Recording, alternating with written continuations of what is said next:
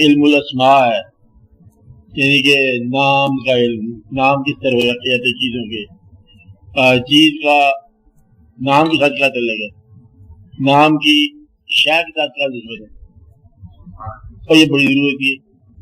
چاند کا جو لفظ ہے یا قمر کا لفظ ہے، اگر قمر کے ساتھ جو ہے نا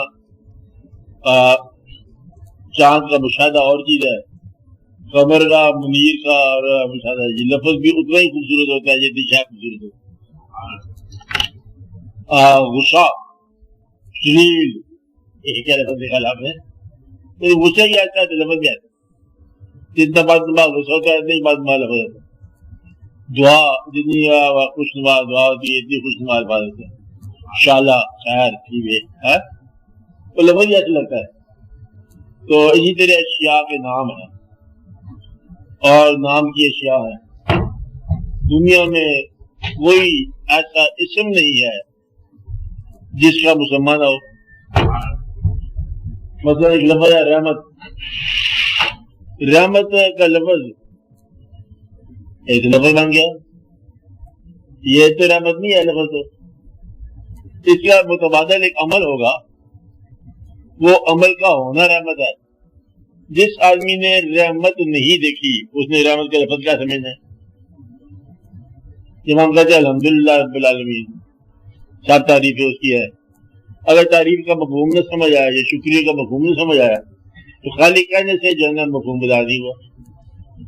تو ہمارا رب ہے،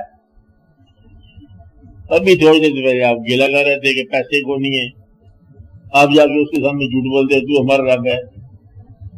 اگر تو رب ہے، بلکہ آپ کہتے ہیں الحمدللہ رب العالمین، چلو سارے عالموں کے تو رب ہے، ہمارا بھی رب ہے، ہم تجھے سے مدد مانگتے ہیں۔ اب یہ بھی شور مچا رہے تھے، ہنگامہ ہے سیدھے یہاں کہ ادھر لیا ادھر کرو یہ کرو، شور مچاتا ہے۔ اگر ہم تو تجھے سے مدد مانگتے ہیں، اگر مفہوم یہی ہے کہ تجھے سے مدد مانگتے ہیں تو مدد تجھے سے مانگو، جا لفظ نہ کہو۔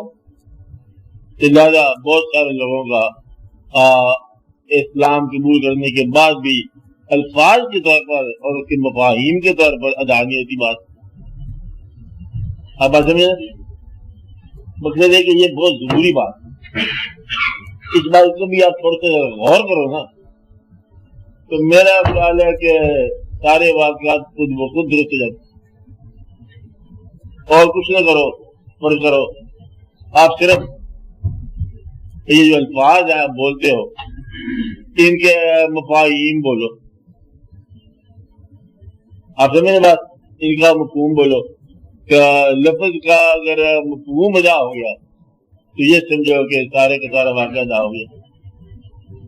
جب ہم کہتے ہیں نا یہ وظیفہ کرو 41 دن 1000 دفعہ روز، اس کا ایک مفہوم تو یہ بھی ہوتا ہے کہ 41 دن 1000 دفعہ روز ادا کرنے سے شاید لفظ کی صفت تمہارے اندر پیدا ہو جائے یا صفت کا مفہوم پیدا ہو جائے۔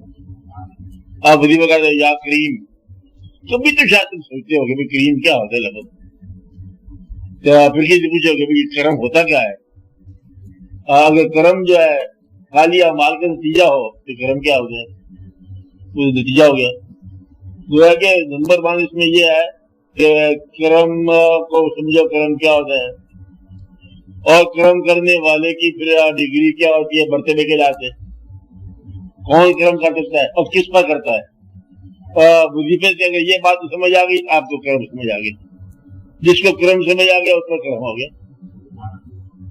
رحمت کیا ہوتی ہے؟ آپ رحمت کو پکارتے ہو، رحمت کو پکارتے ہو، رحمت کے اگر مفہوم سمجھ آ گیا تو رحمت ہوگی۔ رحمت کیا ہوتی ہے؟ رحمت کیا ہوتی ہے؟ رحم، رحم، شفقت۔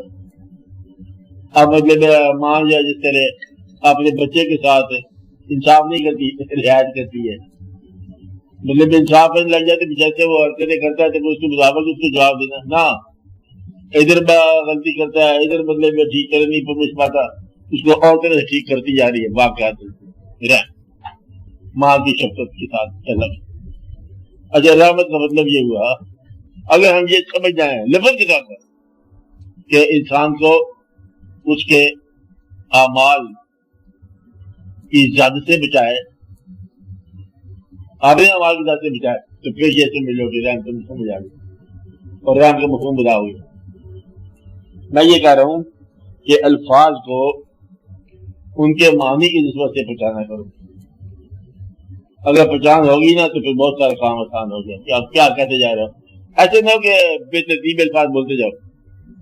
تو اسلام نے یہ بڑی رعایت کی ہے کہ الفاظ بھی وہی دیے ہیں جو مفہوم کی طرح بہت خوبصورت ہے، اور سب سے اچھا لفظ جو ہے وہی لفظ ہی تعریف کیا گیا ہے، جو ذات تعریف کی گئی ہے اس کا لفظ بھی تعریف کیا گیا، نام بھی تعریف کیا گیا۔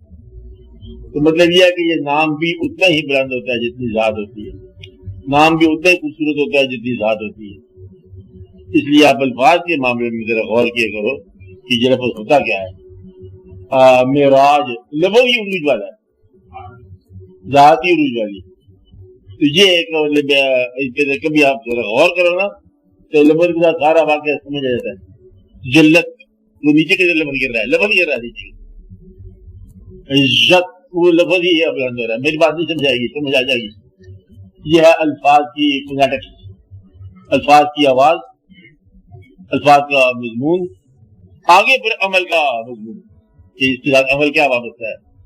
تو ہر لفظ کے ساتھ ایک ذات وابستہ ہے اور ہر لفظ کے ساتھ ایک عمل بھی وابستہ ہے، اور ہر لفظ کے ساتھ پکارنے کا ایک انداز وابستہ ہے، اور پکارنے والا الفاظ کو سمجھ آئے تو پھر وہ مفہوم سمجھ جاتا ہے۔ آپ ان الفاظ کا مفہوم سوچا کرو جو آپ ادا کرتے رہتے ہیں۔ اب آپ بات شروع